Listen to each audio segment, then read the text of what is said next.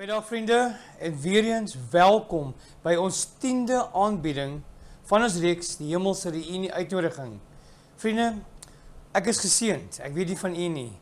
Die laaste paar aanbiedings was goed gewees en ek het regtig baie self van geleer en ek hoop dit is dieselfde vir u. Vriende, voor ons vandag die vraag van twyfel, hoe om twyfel in my persoonlike lewe te hanteer, raak aan die woord van God en sy leiding. Daar's baie dinge wat Satan ons laat twyfel. Maar voor ons gaan, kom ons vra vir Here se leiding, sodat ons kan lei in alle waarhede in, deur sy Heilige Gees. Kom ons bid saam. Ons Hemelse Vader, ons dankie Here vir die voorreg wat ons het van gebed. Dat ons U kan vra Here om ons insig en wysheid te gee, rakende elke woordjie wat ons nou vandag gaan bespreek.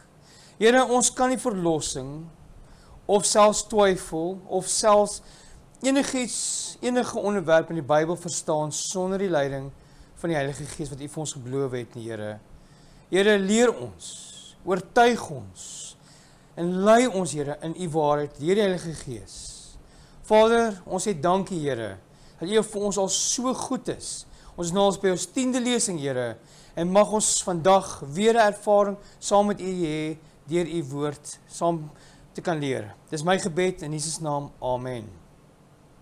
Vriende, elkeen van ons, of jy nou al jare in die geloof is, of jy nou al jare die Bybel bestudeer het, of jy nou onlangs 'n nuwe kind van die Here geword het, 'n babatjie is, en jy lees goeders in die Bybel en jy vra jouself maar, wat wil die Here vir my sê? Word getuister met die idee van twyfel. As ons selfs in die Bybel kyk, is daar ook 'n baie goeie voorbeeld waar Satan iemand getuister het met twyfel. Kom ons kyk na die mooi voorbeeld. Ja, Genesis 3. Maar die slang was listiger as al die diere van die veld wat die Here God gemaak het. Nou, hierdie woord listiger is nie net daar vir geen rede nie. Dis 'n woord wat uitbeeld wat die motief of selfs die karakter is van die agent van Satan. Onthou, as iemand listiger is, met ander woorde, hy bring twyfel, hy bring daai gedagte of hy voorstel dat dit mag miskien nie so wees nie. Dit is sy karaktereienskap. Nou as ek myself kan dink, nou, ek maak nie enige verkoopspersoon sleg nie. Ek was self 'n verkoper gewees voor ek in die bediening gekom het. Nou, in verkope moet jy ook vinnig beweeg met 'n verkope, sodat die persoon nie genoeg tyd het om te dink wat die verkoopspersoon sê nie. So die ou beweeg vinnig om die verkope te maak gebeur. Nou, ek sê nie vir elke verkoopspersoon is so nie, maar dis dingetjies wat ek opgetel het. Nou, hierdie slang, Satan, volgens Openbaring, hy was listiger as al die diere van die veld, wat die Here God gemaak het. En hy sê vir die vrou, is dit ook so dat God gesê het? Nou, hoekom sal Satan daai woorde uiter? Wel, hy wil 'n voorstel maak, is dit heel moontlik so dat God gesê het? Wel, kom ons maak 'n voorstel. En daai voorstel kan ons 'n bietjie laat dink. Nou, daar is baie voorbeelde in die Bybel waar dieselfde idee na vore kom. As ons mooi onsself aan dit dink. Maar hy sê, mag julle nie eet van al die bome wat in die tuin is nie. Dis 'n vraagteken. Sien julle die vraagteken? Dis 'n vraagteken. En die vrou antwoord die slang, van al die vrugte van die bome in die tuin mag ons eet, maar van die vrugte van die boom wat in die middel van die tuin is, het die God gesê, julle mag nie daarvan eet nie, en dit nie eens aanroer nie, of anders sal julle sterwe. Nou, soos ons al reeds hierdie teks bespreek het, hierdie laaste gedeelte, julle mag nie daarvan eet nie, en dit nie eens aanroer nie. Dis nie wat die Here gesê het, toe hy Adam en Eva gewaarsku het nie.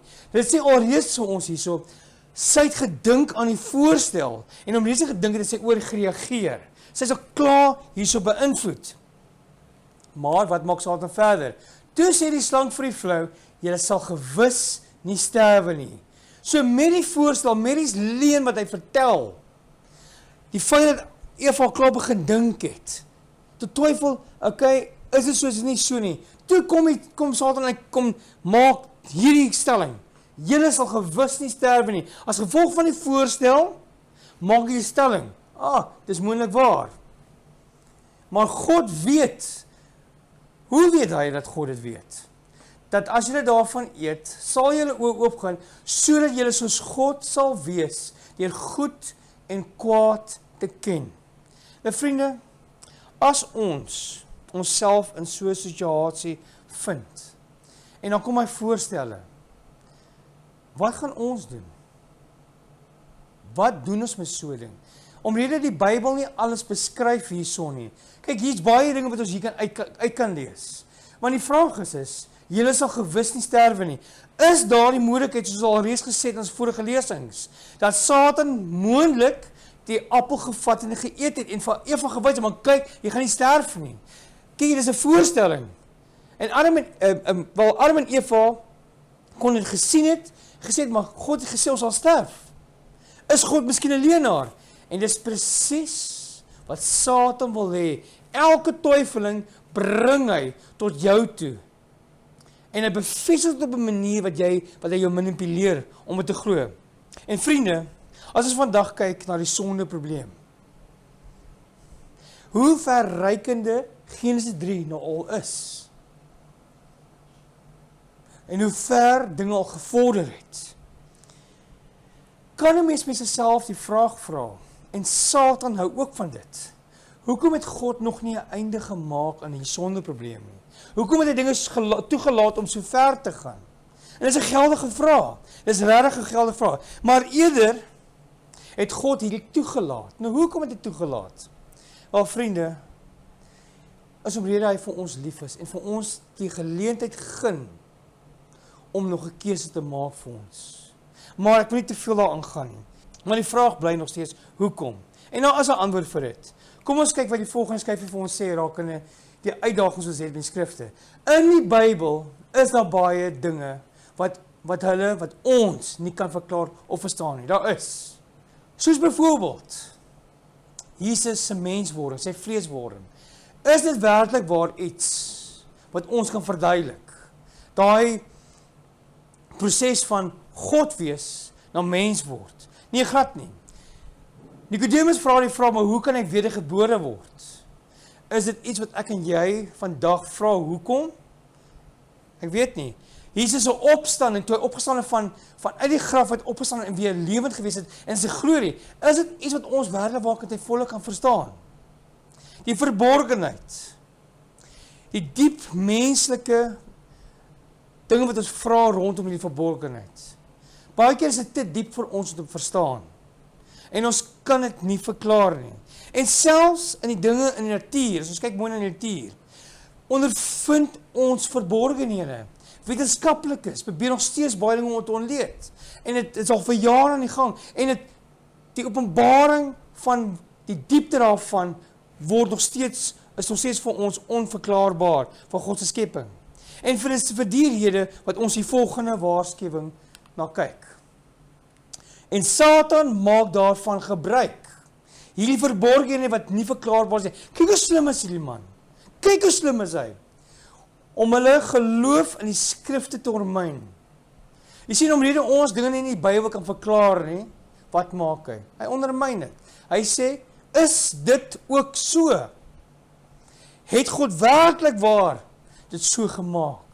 Jy sien, ons as mens wil graag alles verklaar. Ons wil logies dink oor dinge. Ons wil uitredeneer. Ons wil verskeie dinge gebruik om dinge reg te maak. So, hulle vra, baie van ons vra, nou, hoe sal ek die regte pad vind, as daar so baie dinge in die Bybel is, wat vir ons onverklaarbaar is? 'n gedeelte in die Bybel maak nie vir my sin nie. So nou, hoe kom dit gepas op my verlossing, op my saligheid? Ons vra baie keer daai vraag. Nou, as die Bybel inderwaarheid die woord van God is, hoe kan ek ontslae raak van die twyfel en die onsekerheid uit die weg uitdry? So wat maak ons? Wel vriende, Kom ons hoor wat Dawid sê. En ons altyd in gedagte moet hou, in die konteks van wat hy nou sê. Hy sê vir ons, U woord is 'n lamp vir my voete, en 'n lig vir my pad. So die Bybel gebruik ons, om vir ons, die lamp te wees by ons voete, en 'n lig vir ons pad. Ons moet altyd hierdie onthou. So, is dit wat Dawid vir my gesê het, 'n werklikheid vir my? Neem ons en maak ons dit vir ons eie, soos wat ons nou die dag gelees het, in ons lesing van geloof en aanneming. In geloof, vat ons hierdie woord, en hy skyn 'n lig op ons pad. Hy maak is 'n lampie so, weet. En in geloof is hy 'n lig vir ons pad. In geloof aanvaar so en ons neem dit aan. Ons vertrou op die Here vir daai leiding. Amen. So wat vriende? Die Here vra ons nooit om te glo sonder genoegsame bewyse te lewer waarop ons geloof gevestig kan word nie. Kyk mooi in jou eie lewe. Het oor sekere dinge gebid, het vir leiding gevra, het die Here vir jou leiding gegee, of daar's 'n probleem en gebid en gevas oor die probleem, het die Here vir jou oplossing gegee vir die ding, of daar's 'n sekere werksgebied en jy is nie seker of dit die wil van die Here is nie, het die Here vir jou antwoord gegee op onsekerheid? En as die antwoord is ja, gee die Here vir ons genoegsame bewyse van sy leiding in ons lewe. Of jy het 'n uitdaging in jou lewe en jy moet 'n keuse maak. Wat dan? Het die keuse wat jy gemaak het jou gelei nader aan die Here en hierdie omstandighede vir jou uit laat werk? Definitief. So wanneer dit kom by ons eie lewens, is daar genoeg bewyse. En selfs as ons kyk na die Bybel, jy kan kyk na argeologie, en hoe argeologie van die Bybel sin maak met die Bybelse woord. As genoegsame bewyse. As jy kyk na jou vriende, wat ook Christen is, wat die Here aanbid, kyk hoe die Here in hulle lewe, my vriende, daar's bewyse op bewyse op bewyse dat God in ons lewe betrokke is. Dis hoekom hy ons nie net laat glo nie. Ons geloof word deur bewyse bevestig. Amen. Te lewe daarop, ons geloof te bevestig. Sy bestaan, sy karakter en die waarhede van sy woord. Al hierdie dinge berus op 'n getuienis wat ons kan aanneem, en hierdie dinge getuienis is oorvloedig. Die Here wil hê elke gelowes uitoefen, elke vertrouensmoment moet ons eie sinne maak. Anders te gaan ons val. Nou vriende, alhoewel dit ook waar is, dat God ons die ruimte gee om te twyfel. Dis waar. God gee ons die ruimte. God gee vir die ene wat dit wil doen om te twyfel, laat hy toe. En daar's 'n baie goeie rede daarvoor. So met ander woorde, vriende, as God ons outomate gemaak het, is skakel nog so dit. So ons nooit God in vryheid van keuse kon aanbid en lief hê nie. Nooit nie. En dis hoekom het God vir ons die vryheid gee om 'n keuse te maak of ons wil twyfel of nie wil twyfel nie. Die ding is, vriende, wanneer ons 'n verhouding met ons hemelse Vader is, met Jesus Christus en die Heilige Gees is, gaan twyfel nie eens vir ons 'n uitdaging wees nie. Glad nie. Adam en Eva het dieselfde vryheid geniet. Maar, groot letter maar. Ons moet onthou, met vryheid en 'n vrye keuse, dit wat ons kies, dra die gevolge. Altyd. Of jy nou vir Satan gekies en onder sy banier wil wees, gaan jy die leiding van sonde hê. En as jy die vryheid en die keuse gebruik om Jesus te kies, gaan die Here jou seën, die gevolge daarvan wat soet is, wat aangenaam is. Ons moet altyd onthou, saam met die keuse kom gevolge, altyd. Ons geloof moet op bewyse berus, nie op 'n demonstrasie nie. nie op 'n demonstrasie nie, moet op bewyse. En soos ek gesê, daar's oorvloedige bewyse, soliede bewyse. Dit wat jy in die woord van God sien, kan jy in die geskiedenis gaan lees. Jesus se kruis. Jy kan jy Jerusalem toe gaan, daar's oorvloed. Jy kan na jou vriende se lewens kyk. Jy kan jou eie lewe kyk. Daar's 'n oorvloed van hoe die Here in ons lewe werk. Vir die wat, diegene wat graag wil twyfel, sal baie geleentheid daarvoor hê. En vriende, hierdie is nie altyd 'n aangename gedagte vir ons nie. Hoekom laat die Here toe? Wel, soos ek gesê het, ek gaan oor die beginsel van vrye keuse, vriende. Maar vir die wat wil, sal die geleentheid daarvoor hê, terwyl diegene wat waarlik verlang om te glo. Nou, ons het nou oor die woordjie glo gepraat. Glo en vertrou in God. Dit is belangrik. So diegene wat wil glo, wat verlang om God te glo, wat verlang om in sy weë te wees en wat God vertrou, baie bewyse sal gevind word as grondslag vir hulle geloof.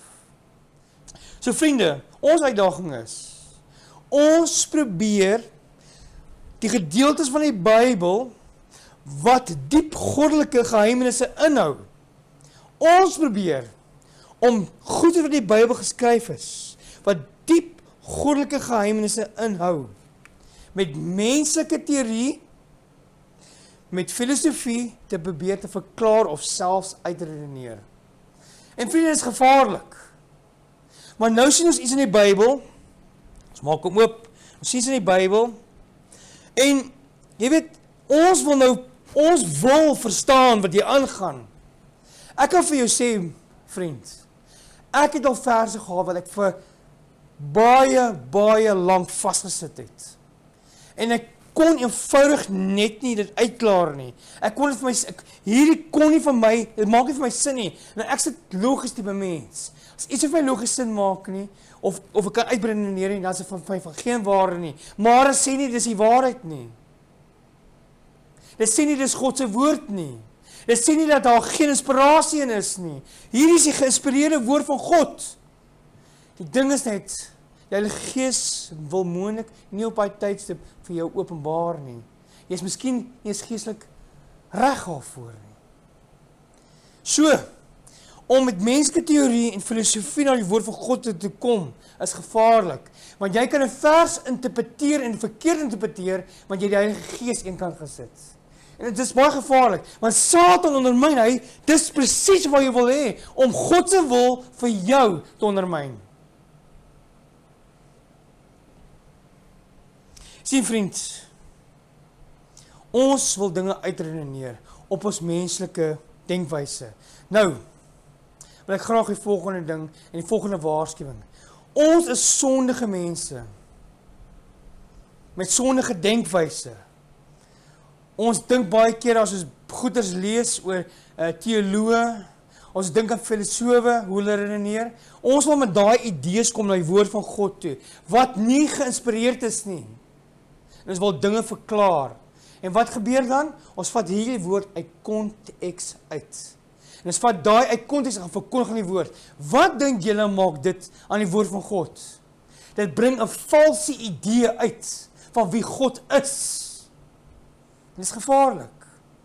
Plaas dat ons net op die Here wag, dat hy ons kan lei, dat hy ons kan insig gee rakende in sy woord. Ons word vermaan om versigtig te wees met die volgende woorde wat vir ons gegee word.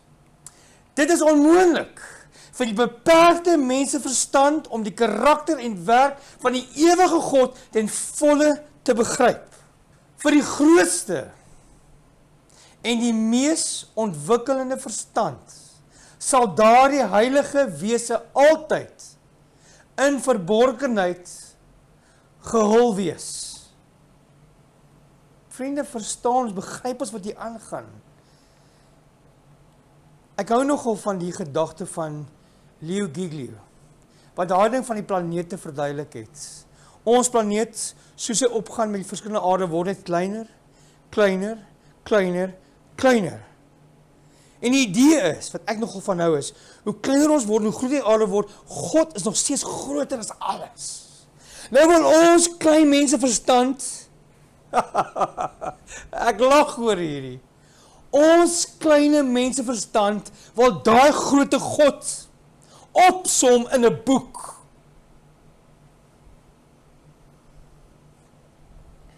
Dis gevaarlik. Volgens Johannes 20, van vers 30 af, sê dit vir ons, dat baie in hierdie dinge nie geskrywe is nie. Daar's baie dinge wat nie geskrywe is nie. Maar die boek is vir ons geskryf vir ons verlossing. Nie om God ten volle in die blaaie te beskryf nie. God is ver bo ons menslike verstand. Ons moet versigtig wees om God in 'n boks te plaas. Ja, daar's baie dinge in die Bybel wat nie verklaar is van God nie. En ek prys die Here, ons gaan nou kyk hoekom. Vriende, dit is onmoontlik vir die beperkte menseverstand om die karakter wie God is en dit wat hy doen ten volle te begryp. Ek hou van die volgende vers in Job 11 vers 7 en 8. Dit vraag die vraag, kan jy die dieptes van God pyl? Nou onthou wat ek gesê het van Leo, wat hy daai seminaar gedoen het van die wêrelde. Kan ons regtig verstaan wie God is? As ons aarde so klein is, toe die res van die aarde, en hoe verder hy gaan, hoe groter word die heelal teenoor ons, kan ons werklik waar die dieptes van God pyl, vra Job hierso. Of sal jy kan deurdring tot by die volmaaktheid van die Almagtige? Die hoogtes van die hemele is dit. Wat kan jy doen? Dieper as die doderyk. Wat kan jy weet? Sjoe.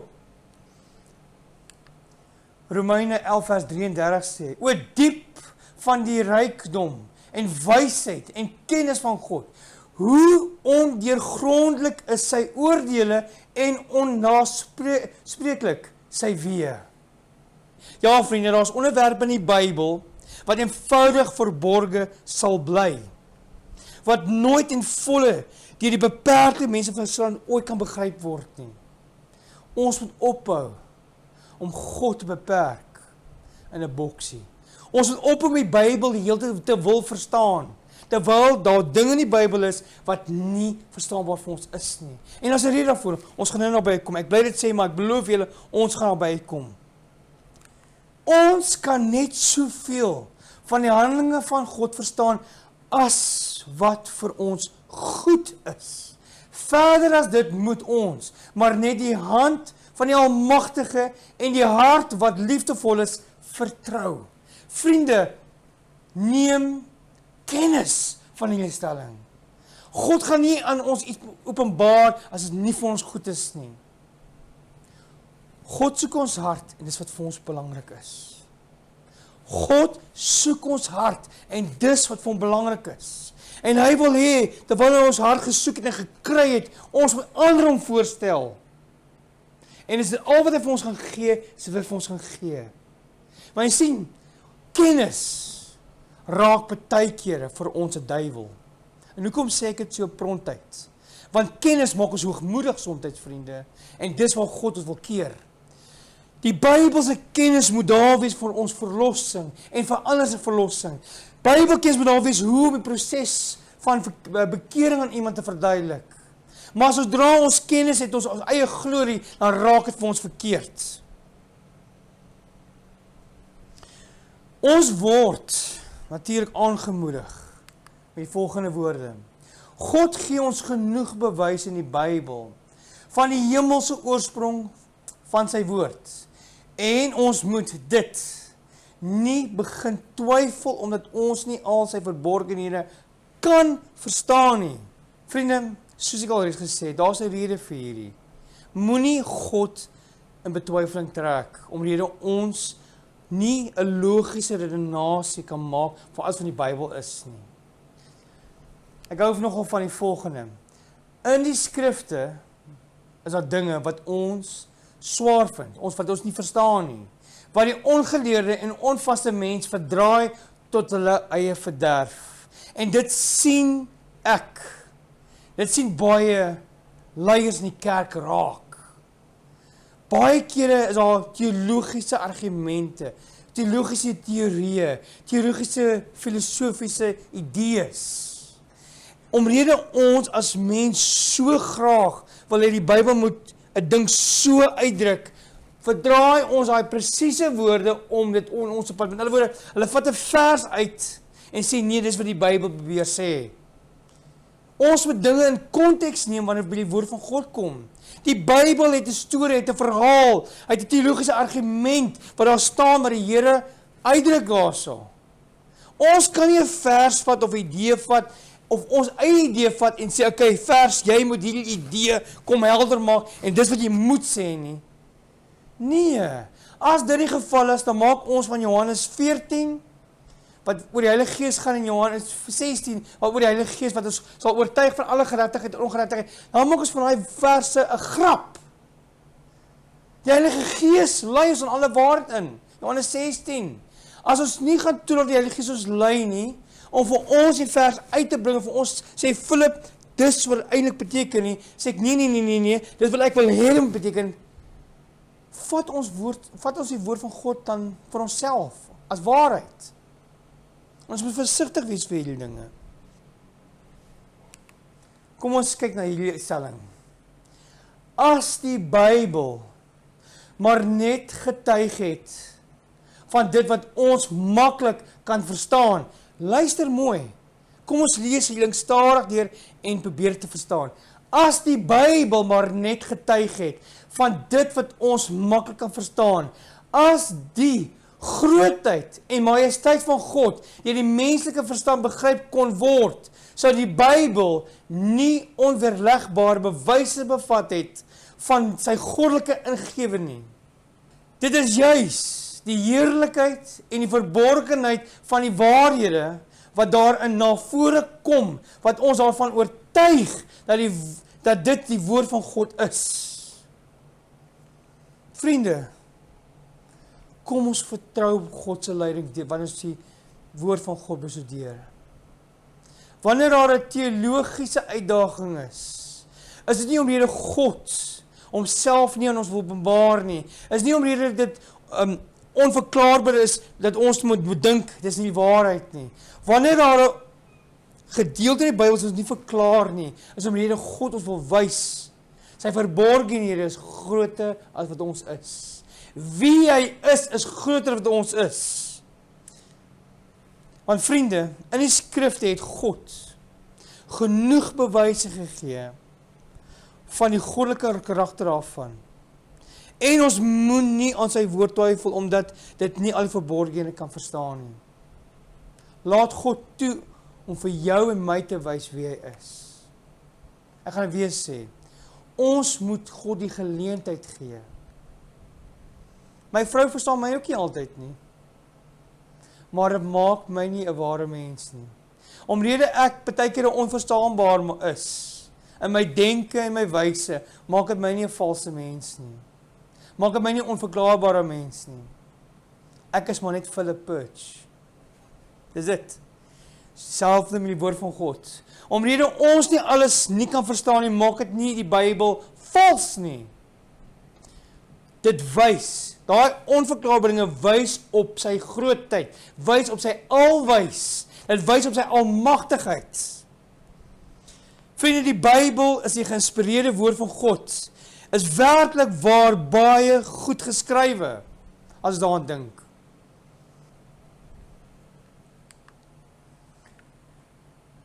In die skrifte, soos ons nou gesê het God ons genoeg bewyse gegee om die goddelike karakter daarvan. En ons moenie sy woord twyfel nie, omdat ons nie al sy verborgenhede verstaan nie. So vriende, die Bybel is die geïnspireerde woord van God. Ons lees nou die volgende. Verklaar die waarheid op so 'n eenvoudige manier, die Bybel. Die Bybel verklaar die waarheid op so 'n eenvoudige manier. En dit word op so 'n doeltreffende wyse aangepas by die behoeftes en verlangenis van die mens. Dat dit selfs die geleerdste mens verbaas hoe die Bybel ons 'n impak op ons lewe het. Jy weet, baie mense, filosofe en sovoorts, wil dinge verklaar hoe dit gebeur in ons lewe. Dit gebeur op so 'n wyse dat dit selfs die geleerdste mens verbaas. Maar hoor, en terselfdertyd, die weg tot saligheid aan die nederigste en onverfynde mens openbaar, en tog handel hierdie selfde waarhede, hierdie waarheid, of waarhede, wat in die eenvoudigste taal aangebied word, oor onderwerpe, met ander woorde, hierdie spesifieke onderwerp, wys ons die plan van verlossing, maar hierdie selfde onderwerp, as jy dieper om gaan, begin jy na die almag van God te kyk, onverklaarbare goed te kyk, dinge wat God uitwys, oor onderwerpe wat so verhewe, so verrykend is, dat die omvang daarvan ons verstand te bowe gaan, maar ons kan dit aanvaar, omdat dit God is, wat ons bekend gemaak het. Tjoh, amen, en dankie Jesus. Vriende, hier is iets waarmee baie van ons sukkel. Om te erken dat die woord so diep is. Nou hierdie woord herken is 'n woord wat ons as mens mee vroeg. Wanneer ek iets herken, beteken dit ek gee in tot my hoogmoed van my kennis en erken hierdie is ver bo my vuurmaakplek. Om te erken is ek nederig voor die Here en sê Here, U almag is groter as wat ek is. Dit vereis vir my om nederigheid te toon teenoor God wanneer ek erken, Here, U is groter as ek. Om mee te gee, om hierdie hoogmoed te laat staan in die teenwoordigheid van die alwetende God. Dat ons nie die grootheid of die groot waarhede van die Bybel ten volle kan verstaan nie. Beteken slegs om te erken dat die beperkte mense verstand nie die ewige dinge kan verstaan nie.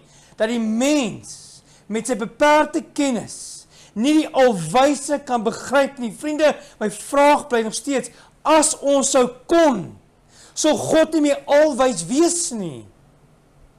As ons God in volle begryp het, sal God nie meer alwys wees nie. Ons moet ophou om God in 'n blik druk. Ons moet ophou om te probeer stry, teologiese argumente te voer, as ons nie iets verstaan nie. Vriende, is interessant om op te let, dat die beginsel wat ons hier leer, raak in wie God is. En ek wil graag ons moet onsself hieraan herinner, dat in ons eerste lesing, het ons geleer dat beide die natuur en die skriftuur getuig van God. So die Bybel is 'n indrukwekkende in sy leerlinge. Hy is baie indrukwekkend. Om die eenvoudigheid van die plan van verlossing ons bekend te maak, en om die weg van saligheid in ons te openbaar, sodat elkeen kan sien watter stappe hy moet doen, om hom tot God te bekeer, en hoe om Jesus Christus aan te neem, as sy persoonlike saligmaker. Maar in hierdie selfde boodskappe van verlossing, is daar verborgenhede van God, waarin die heerlikheid van God geskuil is. Verborgenhede, wat bo kan die mense verstand is, maar tog, wat die opregte soeker, na die waarhede met eerbied en geloof vervul. Hoe meer ons in die woord van God delf en ondersoek, en daar is niks fout daarmee nie, vriende, om te ondersoek nie, daar is niks fout nie, hoe sterker word ons oortuiging daarvan, natuurlik deur die Heilige Gees, waarvan die woord van God lewend is, en die menslike verstand buig neer voor die majesteit van die goddelikheid van die woord.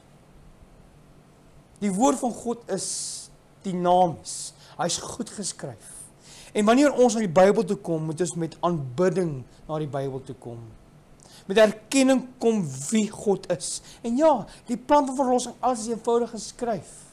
maar terselfdertyd moet ons niks ligtelik opneem nie, want dit is God met wie ons dit is God hierso wat met ons gesels. Dit is nie net 'n boek wat 'n sprokiesverhaal van 'n God uitbeeld nie. Hierdie is God wat met my gesels. So moet dit altyd onthou. Dit sê vir ons die volgende: as dit vir die geskape wese moontlik was om God en sy werk in volle te begryp, sou daar vir hulle, wanneer hulle hierdie stadium bereik, geen verdere waarheen en kennis wees om op te doen nie, en geen verdere ontwikkeling van hart en verstand wees nie. God sou dan vir hulle, na hulle mening, nie meer 'n opperwese gewees het nie. En die mens, aangesien hy die beperkte van sy ontwikkeling bereik het, sou dan geen vordering meer gemaak het nie. Vriende, die verborgenhede van die Bybel moenie vir my en jou 'n struikelblok van twyfel wees nie. Dit moenie. Ons moenie heeltyd alles wil verstaan nie.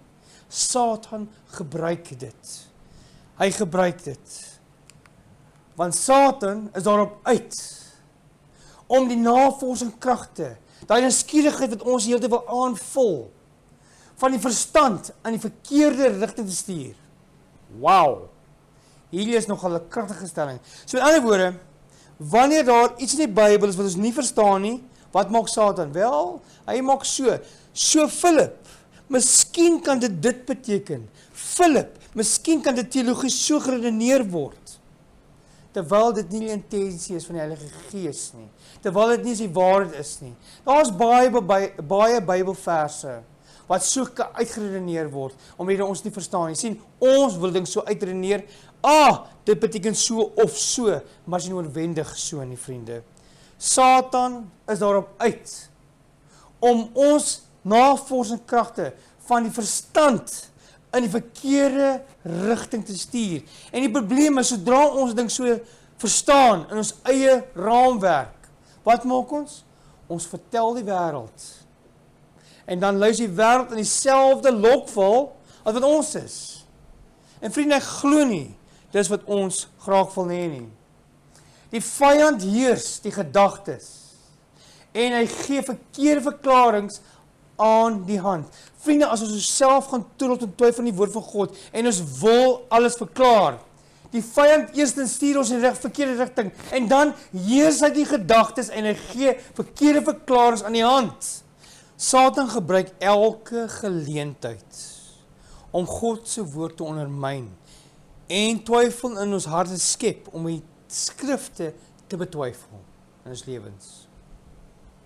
Hy bring selfs mense tot die punt van absolute hoogmoed en ongeduldigheid teenoor dit wat God in die woord skryf.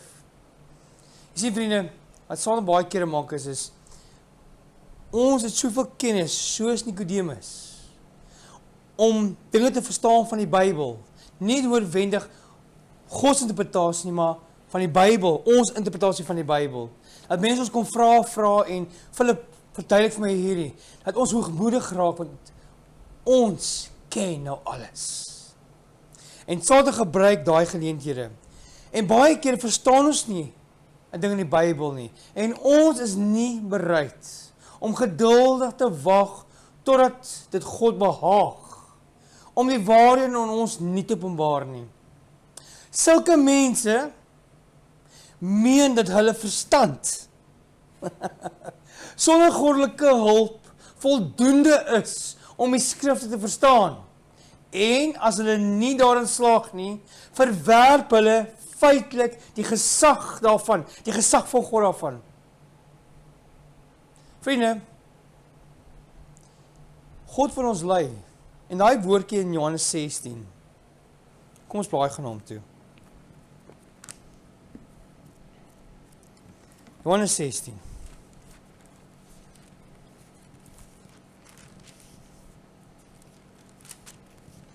Ons lees al van vers 13 af.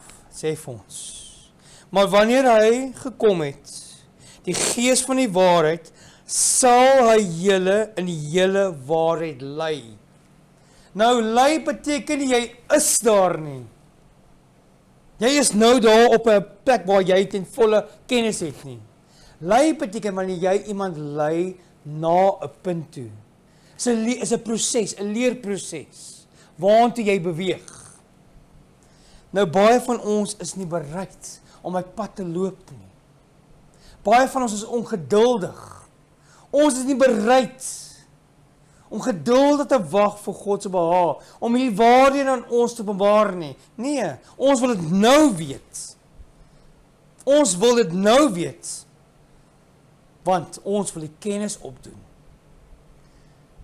God in sy goedheid en getrouheid weet wanneer dinge vir ons goed is om te weet. Ons het nou nog gekyk. Maar omrede ons ongeduldig is en ons wil dit nou weet, want ons wil ryker word in kennis. Daai kennis wat ons dink ons het, dit lei na ons verderf toe. Want hoekom? Jesus is nie meer in die prentjie nie. Dis nou ek wat in die prentjie is met my kennis, soos Nikodemus. Sê Jesus vir Nikodemus, jy moet wedergebore word, uit water en die gees, sodat die gees, soos Johannes sê, vir ons kan lei in alle waarhede. Ons moet sy leiding aanneem in ons lewe. Amen. Want ons dink, ons is slim. Ons meen, ons het nie God se hulp nodig nie. Ons is voldoende in ons verstand met die skrifte, maar ons verwerp die gesag van die woord van God. Met ander woorde, vriende, ons verwerp God in daai punt. Net 'n aanmoedigende woord, vriende. Dit is heeltemal reg om die woord van God te bestudeer en dit na te vors. En noukeurig die dieptes van God te wil bestudeer, so ver as wat dit aan ons toegelaat word, om geopenbaar te word. Die verborgene dinge is vir die Here, ons God. Maar die openbare dinge is vir ons. As alles in ons openbaar is, sal God se alwys in betwyfeling getrek word. En vriende, weer eens, is daar baie dinge in die Bybel wat ons nie verstaan nie, maar ek wil u aanmoedig met die volgende beginsel. En daarom blaai ons saam na Johannes. En dis wat ek nou net verwys het, na Johannes 20 toe. Dit sê vir ons, nog baie ander tekens het Jesus vir sy disippels gedoen, wat nie in hierdie boek beskrywe is nie. Nou hoor hierdie, ek wil hê ons moet hierdie vers onthou vir die res van jou tyd as Christen, asseblief. Maar hierdie is geskrywe, dat jy kan glo dat Jesus Christus is, die Seun van God, en dat jy hierdeur te kan glo, die lewe kan hê in sy naam. Die Bybel is geskryf vir ons verlossing, vriende, om jou 'n prentjie te skep van wie Jesus vir jou wil wees, en die offer wat hy vir jou gemaak het, en die geskenk wat hy vir jou het. Dis waarvoor die Bybel geskryf is. Vir niks meer nie, en niks minder nie. Ons moet ook altyd die volgende onthou, vriende, betrekkende die werk van die Heilige Gees, met die woord van God. Dit sê vir ons, maar toe die troostende Heilige Gees, wat die Vader in my naam sal stuur, hy sal julle alles leer. Wie sal ons alles leer? Gaan ek myself alles leer van die woorde? Gaan ek my interpretasies volg? Nee, die Heilige Gees gaan ons alles leer, en sal julle herinner aan alles wat ek vir julle gesê het. Hierdie hang nie van my af nie, vriende. En as hy gekom het, sal hy die wêreld wat doen? Gaan ons oortuig word van sonde? Gaan ons oortuig word van die geregtigheid en van die oordeel? Nee, die Here gaan ons lei in alle waarhede, vriende. En hier kom ons weer met die vers, wat ek nou net vir julle gelees het. Maar wanneer hy gekom het, die Gees van die waarheid, hy sal julle in die hele waarheid inlei. Dis nie sommer net 'n ding wat, poeps, dis daar nie, vriende. Ons gaan deur 'n proses. Soos heiligmaking is 'n proses. Ons het dit nie net nie. Dis 'n proses. Die Here vat ons sagkens en takvol. So, as ons nie ding verstaan nie, Dan kom jy terug en leer soos wat 'n onderwyser maak. 'n Onderwyser gee nie vir jou boek en sê, daar's die boek, en jy het nou alles nie. Nee, leer is 'n proses. Ons moet begrip hê wat ons leer. As ons nie begrip het nie, dis net daarso, wat maak begrip nou saak? As jy begrip het nie, beteken kennis vir ons niks. So hy sal ons lei, want hy sal nie om homself uitspreek nie, maar alles wat hy gehoor het, sal hy spreek en die toekomstige dinge aan ons verkondig. Hy sal my verheerlik, omdat hy dit sal neem uit van waar aan my behoort en aan julle verkondig. Ons kan alleenlik die woord van God verstaan, weens die leiding van die Heilige Gees, vriende. Moenie iets probeer interpreteer op jou eie nie. Moenie iets probeer te verstaan as dit nie in jou geopenbaar is nie. Daar is selfs tot vandag toe verse wat ek mee vroeg, vriende. Maar die Here was al getrou gewees en sal bly getrou wees om vir my dinge oop te maak. En ek dink elke Bybelstudent het al die ervaring gehad, waar dinge nie nou sin maak nie, maar oor 6 maande of 'n jaar of 2 jaar, nou verstaan jy waaroor dit gaan. Laat die Heilige Gees toe om die woord van God aan jou te gee. Want die woord wat ons gegee word, ons insig en die begrip te gee daarvan, kom deur die Heilige Gees. So weet ook niemand wat in God is nie, behalwe die Gees van God. So is net deur die Heilige Gees wat dinge van God aan ons bekend gemaak kan word. Ons ken nie God as God is alwys, alwetend, maar God het dit aan ons gegee deur sy Gees te openbaar. Want die Gees ondersoek alle dinge. Wie ondersoek alle dinge? Die Heilige Gees. Ondersoek ons alle dinge van God? Nee. Alles is nie aan ons openbaar nie. En vriende, ons moet dit aanvaar. As alles nie aan ons openbaar is nie, moet ons so aanvaar en God vertrou dat hy ons sal lei in alle waarheid, wanneer dit vir my verlossing goed is. Die Heilige Gees ondersoek alle dinge, ook die diepste van God. So wie weet alles? Die Heilige Gees, nie ons nie. Vriende, waarvoor ons insig moet vra, is daar baie dinge oënskynlik wat duister en moeilik vir ons is.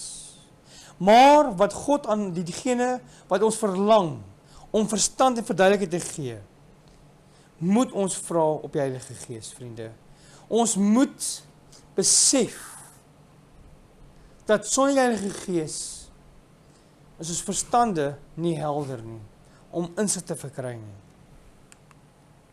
As ons wil hê dat die skrifte nie ons verstand moet benewel, sodat ons onsself die eenvoudigste waarhede nie sal verstaan nie, moet ons die eenvoud en geloof van die kind hê.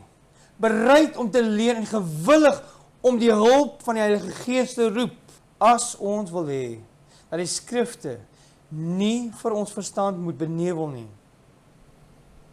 Daar's baie dinge wat ons kop krappe, maar ons moet versigtig wees. Gee die Heilige Gees 'n kans om met jou die skrifte oop te maak. In steede daarvan, vriende, in steede daarvan, om te wil redekabel, te wil twis, beklei, te redeneer, te wil filosofeer oor die woord, en die dinge wat u nie verstaan nie, en in twyfel trek, moet u liewer die lig aanneem wat reeds op die pad skyn. Dit wat jy van die Bybel verstaan, gebruik daai dinge terwyl jy leer. Gebruik daai ding om in die wêreld te verkondig. Gebruik daai ding om jou geloof te versterk. Gebruik daai ding om jou geestelik te groei. Terwyl jy wag op die leiding van die Heilige Gees, moet u liewer die lig aanneem wat alreeds op die pad skyn, en u sal meer lig ontvang. Wat sê dit? Dis presies daai beginsel. Laat die Heilige Gees jou lei. Ons sal meer lig ontvang. Wees deur die genade van Christus gehoorsaam aan elke plig wat vir u duidelik geword het. En dan sal u in staat gestel word om die waaraan u tans twyfel te verstaan en uit te leef. Wow! So dis nie dat God nie kennis vir jou wil gee nie. Is nie dat God alles wat jy wil weerhou nie. Wees getrou aan dit wat God vir jou gee. En God, soos jy groei, soos jy getrou is in dit wat jy van kennis dra, sal God jou kennis vermeerder. Dis wat hierdie stelling sê. God wil homself aan jou bekend maak, maar hy gaan jou net gee wat jy op baie oomblik kan hanteer. Maar onthou vriende, nie alles gaan so openbaar maak nie, want daai verborgenheid wys op wie God is. Dit wys op wie God is. So laat ons die volgende bepeins. Here, God, dit wat U vir my gegee het, dit is die lamp vir my voete, en dit is die lig op my pad. Wat meer wil U hê? Ons het nog die ewigheid om God te leer ken. Weet julle dit? Ons het die ewigheid. Hoe groot is die ewigheid? Die ewigheid is die ewigheid. As ons nou alles weet, wat gaan ons in die ewigheid doen? Kom ons bid saam, vriende. Ons hemelse Vader, ons dankie, Here, dat ons weet dat U woord is 'n lamp vir ons voete en 'n lig vir ons pad. En Here, U woord geskryf om ons voor te stel aan U, Here, wie U is. Die onbekende sowel as die bekende. Die onbekende wys van die almag. En Here, dit laat my dink, Here, dat ek 'n groot God aanbid. 'n God wat so groot is, wat onbeskryflik is en alwetend is. En Here, dit is my voorreg om U te aanbid, Here. Here, mag altyd besef dat die woord is gegee vir ons verlossing. En dat ons nog 'n ewigheid het om U te leer ken. En dankie daarvoor, Here. Dankie dat die woord daar gegee is vir ons om kennis te bou, maar dankie, Here, vir die onbekende ook. Want dit wys vir my, U wil ons in die toekoms nog meer van U laat leer. Here, seën ons. En Here, laat ons elke twyfeling in ons hart wegmaak. En fokus op wie U is. Die Satan wil hê ons moet in die twyfel, en dit is sy werk om ons te vernietig. Here, mag ons nie ag hierop nie. Mag ons altyd onthou, dat U woord is 'n lamp vir ons voete, en 'n lig vir ons pad. Dankie, Here, dat U ons paaie verlig, selfs in die donker tye. Dis my gebed in Jesus naam. Amen.